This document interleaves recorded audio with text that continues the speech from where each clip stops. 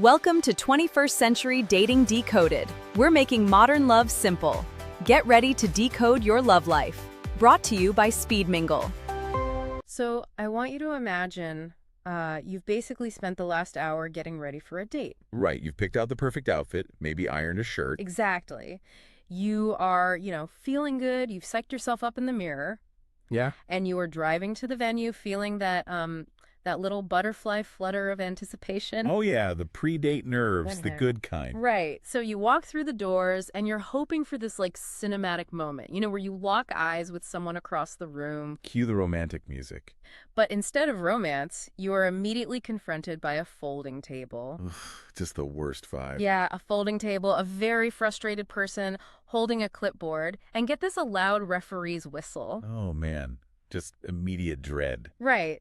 Suddenly, your blood pressure just spikes because you realize you aren't walking into a fun mixer. You've essentially just stepped into, the emotional equivalent of the TSA security line at the airport. It honestly completely drains the blood from your face just thinking about it. Yeah. I mean, you're practically looking around for those gray plastic bins to, put your shoes in. That is exactly the vibe we are looking at today. Welcome to our deep dive. We are jumping into a really massive stack of sources today. Yeah, a huge variety of materials for this one. We've got everything from these hyper-local Reddit threads, deep dive sociological analyses, and even event pages on Meetup and Eventbrite. All centered around the dating scene in Birmingham, Alabama. Right. But, this isn't just about Birmingham. This is really about a fundamental breaking point in how we, try to meet people in the real world. Absolutely. It's a universal problem right now. Our sources argue that legacy speed dating has literally become the TSA line of human connection. Which is such a perfect analogy. It really is. So our mission today is figuring out how we got to this point of industrialized intimacy and how a totally new wave of events is trying to put the sizzle back into your social life. I mean, the contrast between what people actually want and what they're getting at these events it's just staggering. Oh, totally. When sociologists monitor these conventional speed dating events, they note that the physical posture of the attendees, as they walk in, it actually mirrors the tense, guarded body language of passengers approaching an airport security checkpoint. Wait, really? The exact same body language? Yeah, they aren't excited. They are bracing for an ordeal. They're stiff. They're anxious. Well, you feel it the second you walk into the back room of some brewery. Our sources document this immediate administrative coldness. Right. The very first thing you have to do is surrender your autonomy to the person with the clipboard. Yep. The clipboard is king. They check your name off a roster like you're some sort of logistical payload, and then they slap a generic paper name tag on your chest. Which is it's an incredibly jarring way to introduce yourself to a room full of strangers. It just feels so corporate. Think about how human beings naturally build trust, right? In a normal setting, you reveal details about yourself gradually. Yeah, you feel it out. Exactly. You read the room, you assess mutual comfort, and you share your identity on your own terms. Yeah. But at these events, you were just instantly flattened. You're just a name on a sticker. And the organizers assign you to what the sociologists literally refer to as, and this is a quote, a demographic holding pen. Oh, wow. A holding pen. It sounds like livestock management. It kind of is, structurally. If you're listening to this and wondering, why on earth any event planner would purposefully design such a sterile, uncomfortable experience for adults, I was wondering the exact same thing. Right. Why make it so awful? It feels so counterintuitive. Why make it feel like a bureaucratic processing center? Well, it really just comes down to raw economics. Like venue costs. Yeah. The friction you are feeling isn't an accident. It is a byproduct of venue overhead. These legacy operators, they're trying to maximize ticket revenue just to cover the cost of renting out that back room at the brewery. So they just need bodies in the room. Exactly. To hit those margins, they have to cast artificially broad nets. Meaning they just shove as many people into the space as possible, regardless of who they actually are or if they're compatible. Right. And the sources point to a really glaring example of this at some suburban venues. Oh, the Hoover example. Yeah. Specifically, they looked at events held at Brock's Gap Brewing Company down in Hoover. Okay. The organizers there notoriously lumped singles spanning an 18-year age gap into a single rotational pool. 18 years. We are talking ages 28 to 46, all sitting at the exact same tables, rotating through the same dates. An 18-year age gap in a 5-minute speed date? That is just wild to me. It's massive. I mean, the life stage of a 28-year-old and a 46-year-old are practically different universes. Completely different priorities. Right. The 28-year-old's probably, trying to figure out if they want to move to a new city for a promotion or going to music festivals. And the 46-year-old might be figuring out custody schedules for their teenagers or planning for a mortgage payoff. It completely collapses all of those distinct generational touchstones. You lose any shared cultural references. Or even basic relational goals. But the legacy model forces them into the exact same holding pen, literally just to fill chairs and sell tickets. And then, the actual event starts, and the TSA metaphor becomes so literal. Here comes the whistle. Yes, you sit down, someone blows a literal whistle, and you are immediately subjected to what the sources call the verbal resume. The verbal resume. It is the conversational equivalent of a metal detector wand. That is such a good way to put it. You have exactly 3 minutes, and it's just this rapid-fire interrogation. What do you do? Where do you live? What's your zip code? You own or rent? You are just frantically exchanging data points under the intense pressure of a ticking timer. It's exhausting. But hang on, I need to look at this from the attendee's perspective for a second, because we know everyone is completely burnt out on dating apps. Oh, absolutely. The digital fatigue is real. The swiping, the ghosting, the weird messages, it's making people miserable. So if you are that exhausted by the digital world, wouldn't, any structured in-person event feel like a relief? You'd think so. Right. Even with the clipboard and the whistle, you are at least guaranteed to have a physical human being sit across from you. Doesn't that count for something? Well, you would think so, but that assumes human beings are entirely rational actors who just want a logistical solution to their loneliness. Okay, fair. We are definitely not rational. We aren't. It completely ignores the psychological reality of the environment that's being created. Mm-hmm. People do desperately want to get off the apps. Right. But when you enforce infantile behavioral controls on anxious adults, you don't just kill the romance. What does that do? You actually create a highly unstable environment that breeds chaos. Because you've stripped away their autonomy. Exactly. High-density social settings require rigorous boundary management. If you don't have a thoughtful architecture to protect people's psychological safety, physical proximity devolves very, very quickly. And the sources gave us a deeply uncomfortable, highly specific story to prove exactly how fast that devolution happens. Oh, the Reddit story. Yeah, there is a documented account from a Birmingham Reddit thread posted by a user named Servano7352. And, if you think a bad date is just someone talking too much about their ex, you really need to hear this. It is a perfect case study in total boundary collapse. So this user is at one of these legacy events in Hoover. They are sitting at their numbered table, just waiting for the opening whistle to blow. So the event hasn't even officially started yet. Has not even started.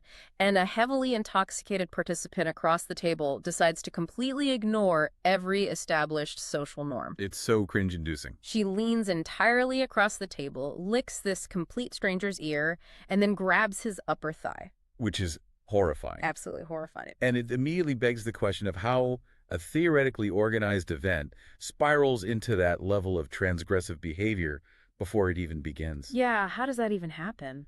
Well, behavioral science actually has a name for this mechanism. It's called psychological reactance. Break that down for us, because on the surface, it just sounds like someone had way too many margaritas before showing up. The alcohol is definitely a catalyst, but the root cause is the environment itself. Psychological reactance occurs when individuals feel their personal agency is being constrained by arbitrary rules. Okay, so it's a rebellion thing. Right. Imagine you see a sign that says, "Do not touch the wet paint." You immediately have an overwhelming urge to touch it. Just to prove you can. You want to reclaim your agency. Now, apply that to a dating event. You are an adult, but you are being commanded to speak, commanded to stop, commanded to stand up, and commanded to rotate by a referee's whistle. Wow, you're being treated like a child in a middle school gym class. Exactly. Your baseline impulse control degrades because you feel trapped in this infantile, highly controlled system. So people push back against it. Yes. People will unconsciously, or sometimes very consciously, act out transgressively just to reclaim a sense of personal control. So you take a room full of people who are already, socially anxious, you strip them of their autonomy, you hand them alcohol, and then you blow a whistle at them. It's a recipe for disaster. It's a pressure cooker with a completely broken release valve. And we can actually measure that pressure biologically. Really? How so? But the legacy speed dating format relies heavily on immediate face-to-face match requests at the end of the night. or at the end of the rotation. You are forced to look at the person and essentially say, do you want to see me again? Which means you are also exposed to immediate face-to-face rejection. And that triggers an acute biological stress response. The fight or flight thing. Exactly.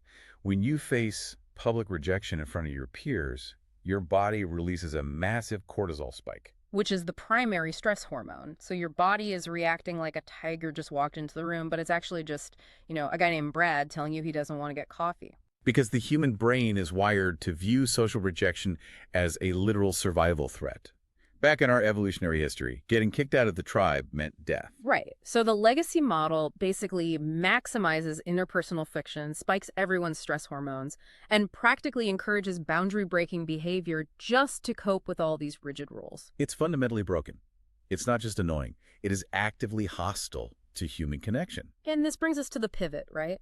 Because the singles market in Birmingham realized the clipboard and whistle model was failing spectacularly, and they demanded an antidote. Which forced a rapid paradigm shift from organizers who actually, understand human psychology. The sources refer to this shift as the Speed Mingle Modern Paradigm. Yes. And to really grasp how completely different this is from the TSA line, we're going to look at a very specific event coming up in the sources. I love this example. Yeah, so on August 4th, 2026, from 6:45 p.m. to 9:00 p.m. at Cahaba Brewing Company, there is an event called the Summer Sizzle Speed Mingle. The branding itself is a direct response to the fatigue we just discussed. They literally want to put the sizzle back into it. Right. They are promising to put the sizzle back into local social lives. They are ripping out the sterile holding pen and replacing it with an elevated, curated mixer. So you don't just walk into a back room and get handed a paper name tag. Not at all. You are greeted with signature cocktails, premium mocktails, and a vibe that feels like an actual party. It's about setting the stage. But they aren't just changing the lighting and the drinks, are they? They are fundamentally rewiring the economics of the event to ensure psychological safety. And that rewiring starts with how you get in the door. Okay, walk me through that. Think about one of the most chronic problems with casual, free meetups in the dating world. What is it? The flakeout rate. Oh, absolutely. Exactly. If you RSVP to a free event on Facebook, there is absolutely nothing stopping you from bailing at 6:00 p.m. because your couch is comfortable and it's raining outside. Right. There is zero friction to abandoning the commitment. Yeah. Speed Mingle solves this by utilizing a tiered pricing model. Like early bird tickets. Yeah. Tickets start at an early bird rate of $20.99, and they scale up to a day of price of $41.69. Which, I mean, some people might complain about. They might look at that and think, why should I pay over $40 to stand in a brewery when I can go to a brewery for free? But the organizers aren't just trying to extract revenue. That price point is a structural mechanism. It's a filter. Yes, it locks in the headcount. Because if you drop $40, you are showing up. You have skin in the game. You show up, and crucially, because people show up, the organizers can guarantee optimal matching ratios. Ah, that makes sense. They know exactly how many men and women or whatever demographics they are catering to will actually be in that room. It eliminates the chaos of overbooking and the total deflation of walking into an empty venue. So they've fixed the flaky attendance problem. They have. But I'm looking at this whole modern paradigm concept, and I'm a little confused by the method. Well, if singles are running away from dating apps because they are sick of screens, sick of algorithms, sick of digital fatigue, how does a company that relies heavily on tech actually fix the real-life experience? It seems like a paradox, doesn't it? Yeah. Do they confiscate everyone's phone at the door at Cahaba Brewing to force them to talk to each other? It's a great question, because the instinct is to assume technology is the enemy of presence. But Speed Mingle takes a counterintuitive approach.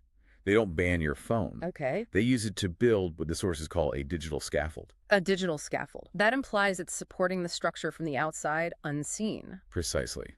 The core strategy here is bifurcating or splitting the dating journey into two completely separate halves. Administrative versus the actual date. Exactly. They use a proprietary web application called SmartSync. This app handles every single logistical headache, every administrative task, and every safety protocol completely behind the scenes. So the app basically holds the clipboard, not a human being? Yes. The technology absorbs all the friction, leaving the physical space completely open for actual chemistry and presence. And the very first thing this digital scaffold does is enforce a strict layer of anonymity. This is one of my favorite details in the entire stack of research. It's so smart. When you go to this Summer Sizzle event, the explicit exchange of last names, telephone numbers, workplace details, or social media handles is strictly prohibited at the venue. It's banned. You are only allowed to use a digital handle or your first name. Think about the modern dating reflex, right? When you meet someone new at a bar, what is the very first thing you do the moment they go to the bathroom or turn their back? Oh, I pull out my phone and I do a deep dive. We all do it. I find their LinkedIn to see their career trajectory. I audit their Instagram to see if their aesthetic matches mine. I check to see who they follow to guess their political leanings. I essentially run a covert background check. Exactly.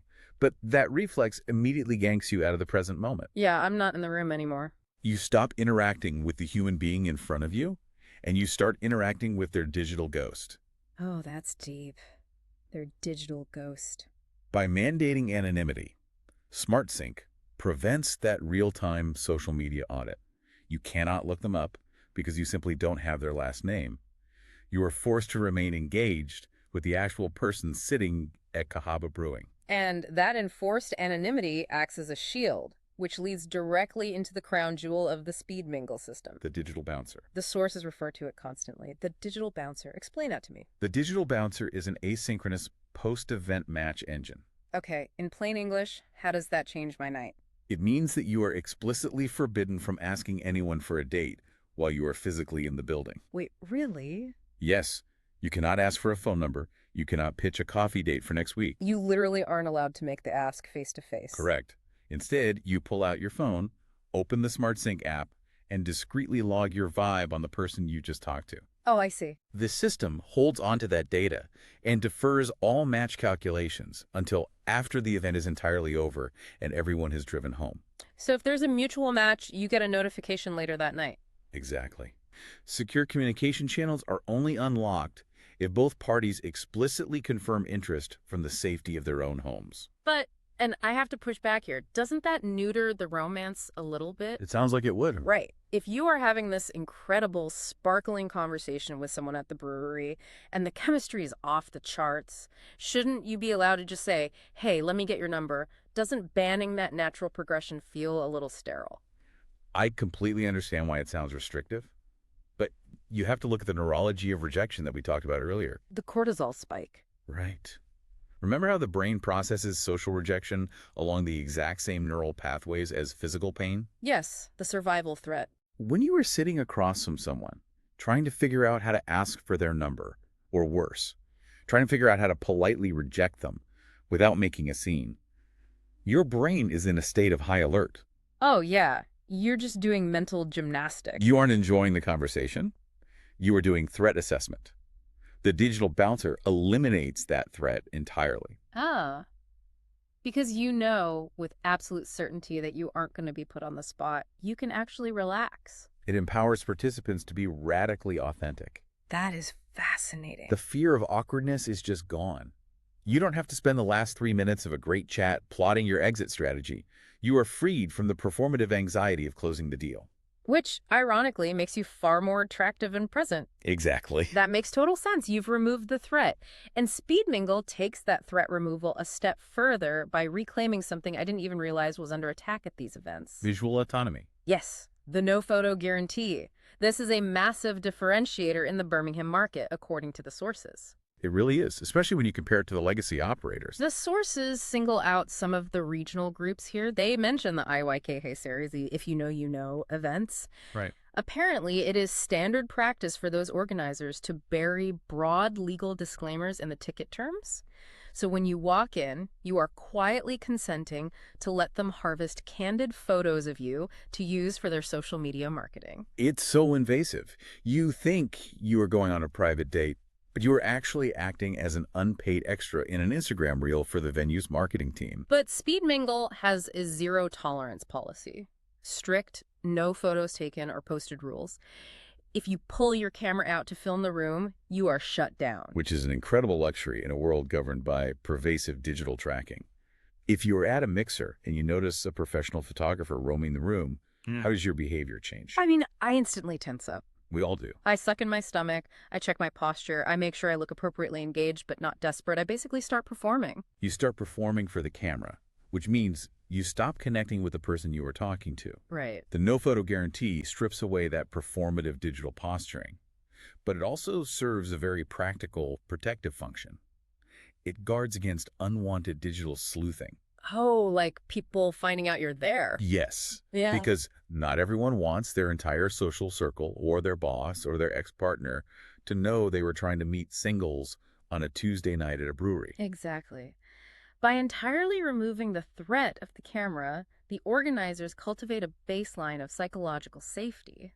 And when people feel safe, they drop their guard. They allow themselves to be genuinely vulnerable. And vulnerability is the absolute prerequisite for real chemistry. It is the only way it happens. Okay, so let's summarize where we are in this new paradigm. We've eliminated the clipboard and the holding pen. Yeah. We've used the digital bouncer to remove the physical pain of face-to-face rejection. And we've secured visual privacy with the no photo rule. We have built the perfect, safe environment.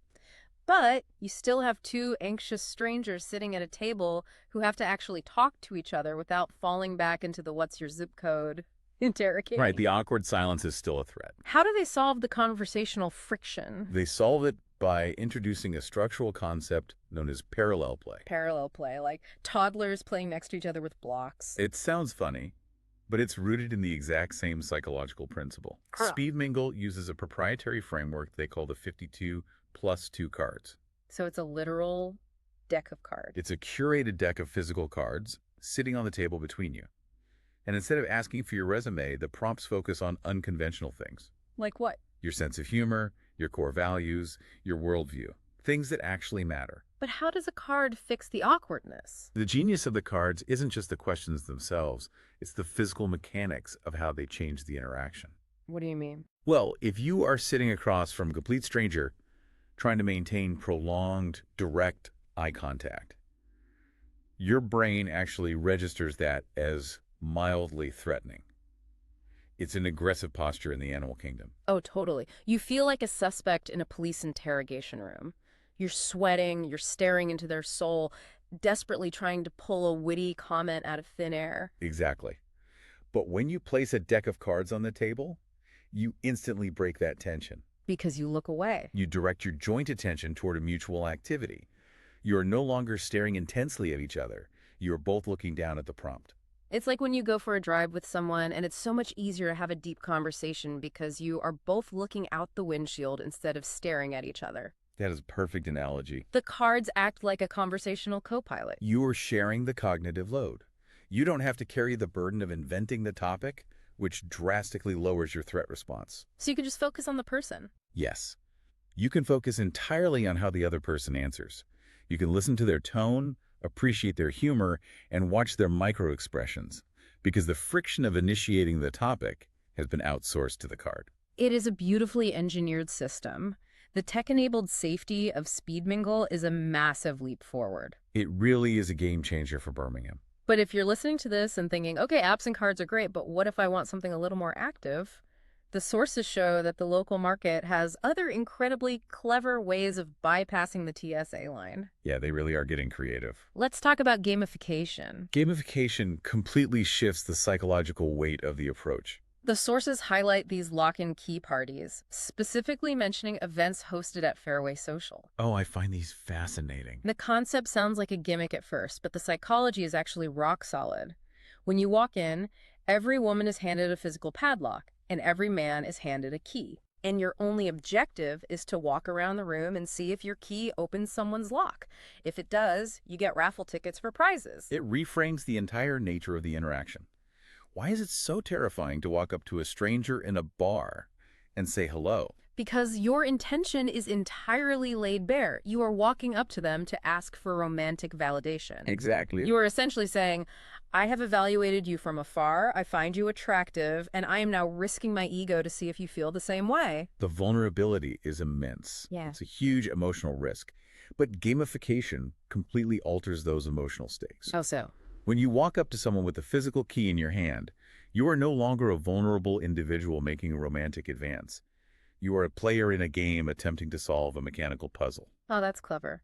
There's a fantastic testimonial in the research from a guy named Raul from Albany that perfectly captures this feeling. Yes, Raul's account is great. He attended one of these lock and key events, and he points out that the physical prop completely eliminates the burden of the opening line. Raul's insight is spot on. You don't need to stand in the corner sweating, trying to think of a clever or charming icebreaker. The prop does the heavy lifting for you. It's a literal interpersonal bridge. You walk up, and the initial focus isn't on deep eye contact. You are both looking at your hands, testing the hardware. It gives you an immediate, tangible reason to interact. Raul points out the best part. It gives you a built-in, completely polite excuse to walk away. This is crucial for boundary management. Right. If you start talking to someone and immediately realize there is zero spark, you don't have to invent a fake excuse about needing to use the restroom or grabbing another drink. You just say, yeah, the key didn't fit. Good luck out there. And you smoothly transition to the next person. You never get trapped in an awkward conversation. It is an elegant exit strategy. When you know you have an easy out, the anxiety of initiating the conversation drops to almost zero. Because the stakes are so low. So we have digital bouncers, we have physical lock and key props. But the deep dive into our sources also shows how organizers are taking these psychological tools and tailoring them for highly specific demographics. Yes, the niche targeting. I want to look at senior speed dating because this actually blew my mind. The sources detail events run by an organizer named Arlene at Skyline Village. It's a brilliant adaptation of the model. When we look at legacy speed dating, the primary complaint is almost always the time constraint. 5 minutes feels brutally rushed and artificial when you are 25. Right, it feels like an interrogation. But for the seniors at Skyline Village, the dynamic is entirely reversed. For them, the 5-minute limit is marketed as the ultimate feature, not a flaw. Why is that? To understand the shift, we have to look at developmental psychology, specifically Erikson's stages of psychosocial development. Okay, lay it on me. Erikson posited that late adulthood is characterized by a high degree of self-actualization and a deeply refined sense of identity. Meaning they aren't trying on different personalities. A 7-year-old knows exactly who they are, what their values are, and what they will not tolerate. Precisely. They aren't playing the performative games of their 20s.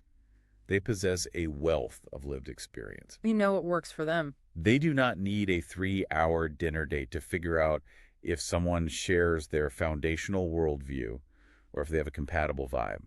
They can gauge that in about 60 seconds. So making them sit there for 5 minutes isn't rushing them. It's actually an efficiency hack.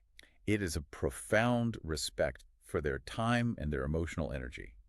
The sources highlight that single seniors often battle significant isolation. Which is heartbreaking. So Arlene's event at Skyline Village provides this beautiful environment, views of downtown Birmingham, appetizers, a safe space to mingle. But it keeps the stakes incredibly manageable. Right. The worst case scenario is that you spend a lovely afternoon eating appetizers, looking at the city skyline, and maybe making a few platonic friends to go to community events with. The best case scenario is a romantic spark. But either way, you aren't trapped on a painful, drawn-out date with someone you knew wasn't right for you in the first minute. It's a masterclass in understanding your demographic, and that targeted approach aligns perfectly with the final trend we are seeing in the Birmingham market. Which is? Niche filtering and activity-based tracks. Yes, the hyper-niche events. When the broad catch-all TSA line fails, people retreat to specific filters. Because it saves time. The sources detail a December 15th, 2025 event branded specifically as Christian IYKYK speed dating. It's targeted at the 20s and 30s demographic, and it's hosted at Dave & Buster's. The ideological pre-filtering here is doing the exact same job as the digital bouncer or the 52+2 cards. It is removing friction. Because if faith is central to your life, you usually have to spend the first 3 dates subtly probing to figure out if this new person shares your worldview without coming on too strong. Right, it's a delicate dance. But if you walk into a specifically branded room, that heavy lifting is already done. The niche branding guarantees baseline alignment before you even say hello. You dramatically lower the risk of fundamental incompatibility. And you can just focus on chemistry. Exactly. But the choice of venue for that event, Dave & Buster's, points to an even broader trend, the rise of activity-based mixers. The sources mention several of these. You have the beam hikers organizing difficult level wilderness hikes for singles, and you have Tuesday trivia nights at Cahaba Brewing. Right.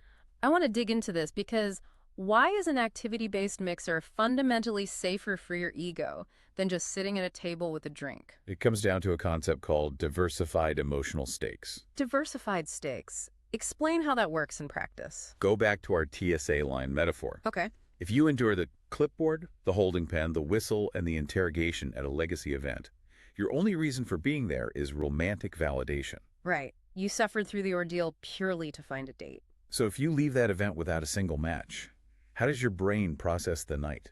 It's a total failure, Yeah. a massive sunk cost. You wasted your evening and you feel worse about yourself than when you walked in. But if you attend an activity-based mixer, you are diversifying your emotional investment. Spreading the risk. Exactly.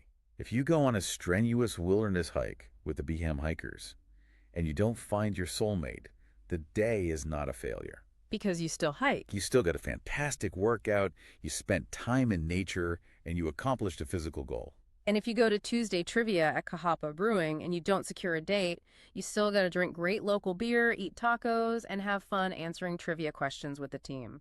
The romance is allowed to emerge naturally as a secondary byproduct of a shared experience. It takes all the pressure off. You aren't forcing connection under the glare of a ticking timer. If it happens, it's a wonderful bonus. If it doesn't, the night was still objectively successful. It completely drains the desperation out of the room. It restores organic discovery. It brings back the fun. So if we pull all of this together, from the Reddit horror stories of boundary collapse to the tiered pricing of Speed Mingle to lock and key props and difficult hikes, the picture is incredibly clear. What's the verdict? Birmingham singles, and really singles everywhere, are staging a full-scale rebellion against the industrialized, invasive TSA line of dating. They are completely rejecting the administrative coldness, the holding pens, and the forced vulnerability. Exactly. Whether it's through the heavily engineered, tech-enabled safety of the SmartSync app and the digital bouncer, or the clever gamification of a padlock at Fairway Social, or the diversified stakes of Trivia Night, people are demanding more. They want to be treated like adults. They are demanding environments that respect their time, protect their egos, and actually give them a chance to connect like human beings. It's a really positive shift. But looking at all of this innovation, it does leave us with a deeply complicated final question to consider. Oh. Well, the entire industry right now is hyper-focused on engineering the friction out of human connection. We are building these perfectly streamlined, pain-free environments. Right, the safe spaces. We have digital bouncers to save us from face-to-face rejection. We have anonymity shields to stop social media stalking. We have curated cards so we don't have to invent conversation. It is the ultimate frictionless, perfectly safe experience. But by doing all of that, we have to ask ourselves, are we simultaneously engineering the unpredictable, chaotic magic of serendipity out of romance entirely? Oh, wow. If we methodically remove every single ounce of risk, do we also dull the reward? Can true cinematic love actually exist without at least a little bit of friction? That is a heavy thought. If you eliminate the chance of crashing and burning, maybe you also eliminate the spark. That is absolutely something to think about the next time you find yourself standing in line waiting to hand over your ID or your heart to a stranger with a clipboard. Thank you for listening and watching on the new Speed Mingle TV network.